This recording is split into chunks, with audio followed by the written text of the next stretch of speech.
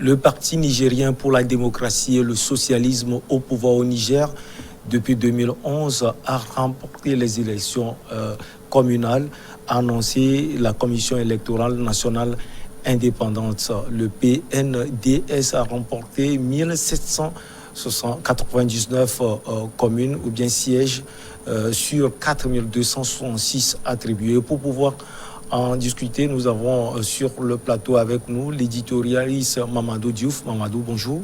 Bonjour. Une victoire du PNDS au pouvoir, comme je l'ai dit, depuis 2011 au Niger, et qui met sans doute en pole position son candidat, Mohamed Bazoum, pour les élections présidentielles à venir. Ce n'est pas tout à fait évident parce que c'est vrai qu'on peut considérer ces élections comme une sorte de test grandeur nature par rapport à l'élection présidentielle du dimanche prochain, mais l'élection présidentielle est complètement différente des élections municipales, tout comme des élections législatives. Si on prend l'expérience du Burkina Faso, quand on regarde la façon dont le président Roch Marc a gagné l'élection présidentielle, puisque pendant les mêmes élections, il y avait également les élections législatives, ils ont gagné les législatives, mais les marges sont extrêmement différentes. La vérité, c'est que quand il s'agit des élections locales, une personne peut, dans sa propre localité, avoir une représentation extrêmement forte, mais qui ne dépasse pas sa localité. Et ici, il s'agit de participer à ces élections également de façon intelligente. Il faut cumuler des conseillers municipaux, des conseillers régionaux en fonction de la forme de la décentralisation pour pouvoir gagner par la suite, puisque souvent c'est des élections qui se font à deux niveaux. On choisit d'abord les conseillers, il faut ensuite élire le maire. Donc il y a quand même une nuance, bien qu'il soit vrai que quand on regarde ce qui s'est passé, le PNDS est en bonne position par rapport aux élections du dimanche prochain. Et ces élections viennent confirmer indubitablement tout ce que le pouvoir actuel a fait au Niger. Oui, viennent confirmer tout ce que le pouvoir a fait au Niger, mais il ne faut pas oublier que le pouvoir est là depuis 2 mandats. Et comme on le dit, généralement, celui qui est au pouvoir, qui a déjà fait 2 mandats, ben, son parti devient en quelque sorte un parti d'État. Même si cette expression n'est plus utilisée aujourd'hui, c'est ça la réalité. S'il faut faire la campagne pour les élections locales, c'est une campagne extrêmement difficile. Puisque ce n'est pas comme la présidentielle où tu peux t'adresser à tout le monde de la même façon. Ici, tu t'adresses à des gens appartenant à des espaces différents. Et il faut pouvoir convaincre au niveau de chaque espace. C'est toute une machine qu'il faut, c'est plusieurs personnes qu'il faut pour faire cette campagne comme il se doit. Il faut faire nécessairement, à la limite, le tour du pays au lieu de se contenter, par exemple, des médias en se disant que c'est un média national, je m'adresse à tout le monde. Mais un parti au pouvoir a cet avantage de pouvoir occuper tous ces espaces pendant la campagne, ce qui n'est pas le cas par rapport aux autres partis. Quand vous regardez dans ce genre d'élection, souvent, seuls les grands partis ont des listes partout. Vous avez des partis qui choisissent de se présenter sur 3 ou 4, 5 localités parce qu'ils savent que s'ils se présentent au niveau des autres localités, ils n'ont pas la capacité de pouvoir aller y mener la campagne qu'il faut. Donc ça, c'est un avantage effectivement pour le parti au pouvoir et qui explique en partie aussi sa victoire à ces municipales. Selon vous, Mamadou, qu'est-ce qui fait la ligne de démarcation entre la gouvernance Issoufou et ses prédécesseurs, Mamadou Tandja et autres? La première chose, c'est l'homme lui-même. Surtout qu'il est venu après Mamadou Tandja, qui a failli faire chavirer le Niger pour quitter le pouvoir. Vous avez quelqu'un de plutôt humble, de plutôt nigérien, qui s'adresse aux gens clairement, qui dit ce qu'il pense. On a vu sa position par rapport au 3e mandat tout récemment au niveau de l'Afrique de l'Ouest. Il est resté droit sur ses bottes. On a vu ses positions par rapport à la lutte contre le terrorisme. On a vu le travail qu'il a fait par rapport à la France pour ce qui concerne la renégociation, en particulier des accords concernant l'uranium et autres. Donc, il y a un certain nombre de choses qu'il a eu à faire. Mais surtout, il va être le premier président qui va transmettre le pouvoir à un autre président sans pour autant qu'il y ait un coup d'État. Et ça, les Nigériens, ça ne peut pas passer inaperçu pour les Nigériens. Vous imaginez un pays qui a 62 ans d'indépendance et qui va avoir sa première expérience de transmission du pouvoir par la voie, entre guillemets, je dirais normale, parce que tout ce qui s'est passé n'a jamais été normal. Et voilà quelqu'un qui va quitter le pouvoir tranquillement s'il n'a pas des casseroles que les gens ne connaissent pas, mais il va être un ancien président installé chez lui tranquillement qui pourra être utilisé par les organismes internationaux et qui, dans son pays, va pouvoir être une voix qui porte. Allez, le PNDS est suivi du Mouvement national pour la société de développement, MNS indépendant, 358 sièges. Le parti du président de fin Mamadou Tandia, dirigé par Seyni Omoro et par le Mouvement patriotique pour la République, MPR, suivi par d'autres partis politiques. Mamadou, est-ce que selon vous, c'est le signe de la démocratie au Niger? Oui, c'est quand même un signe de démocratie, bien que ces élections devaient avoir lieu en 2011.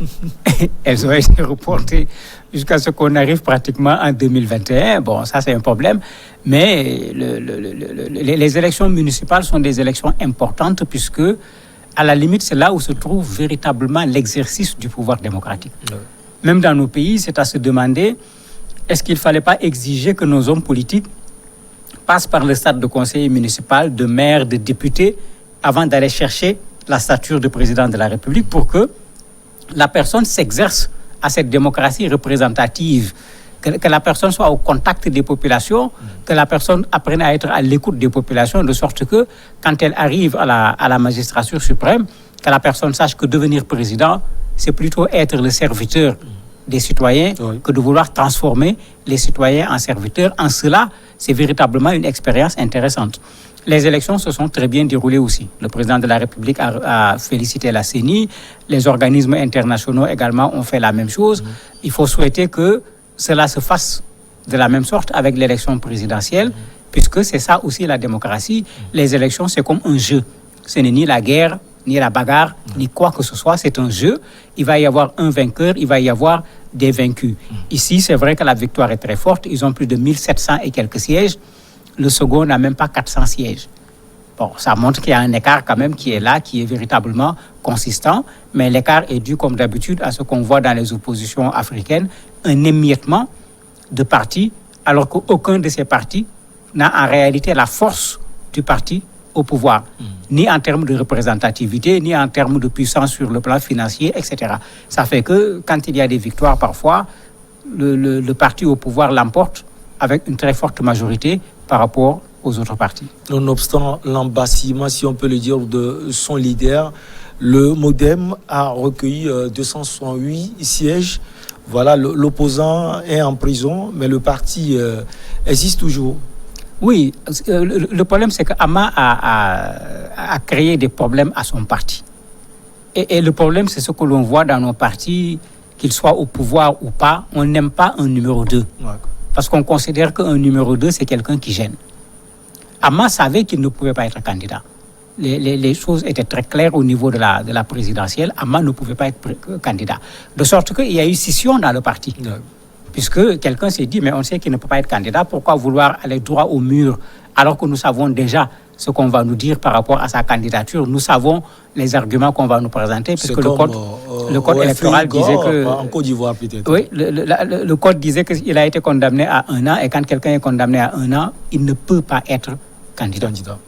Mais il n'a pas voulu d'un numéro 2. Celui-là a finalement créé son parti. Ça a créé même une bagarre pour la paternité du parti, comme on le voit souvent dans les pays. Finalement, quand Ama a compris qu'il n'était pas candidat, il a préféré quitter le Niger.